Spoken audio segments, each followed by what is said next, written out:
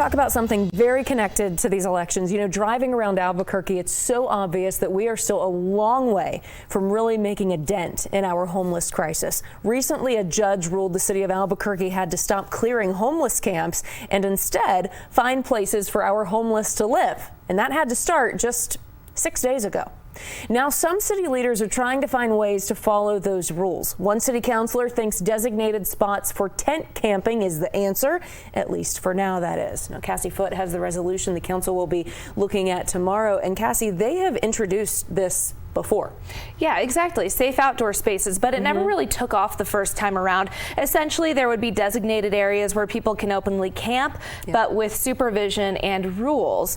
But this new resolution is trying to make the application process to run one of these sites easier.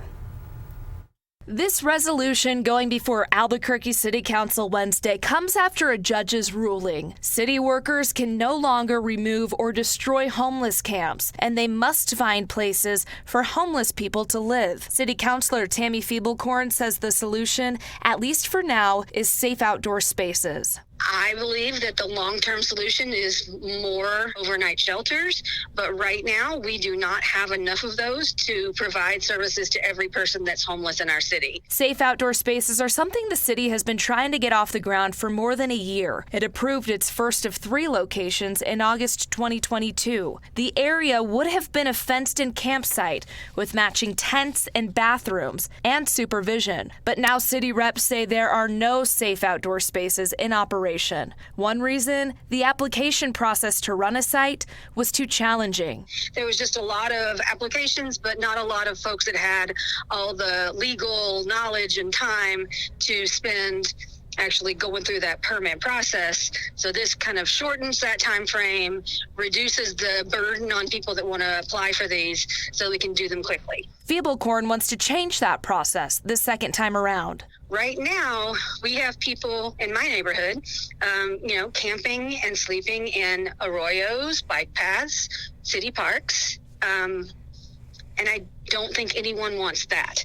And so this is an alternative to give folks a place to go, but also to comply with that injunction that we received as the city. The new resolution suspends the option for a land use hearing officer or city council to appeal the application, leaving the final decision in the hands of the city's planning department. Yeah, it would just streamline the permit process. So we could actually get some of these up and going in the next 45 days or so. The resolution also states the city must submit applications for at least 3 safe outdoor spaces within 45 days.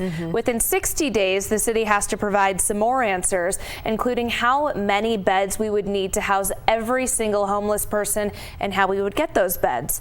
Another reason safe outdoor spaces never really got off the ground is because no one wanted them near their neighborhoods.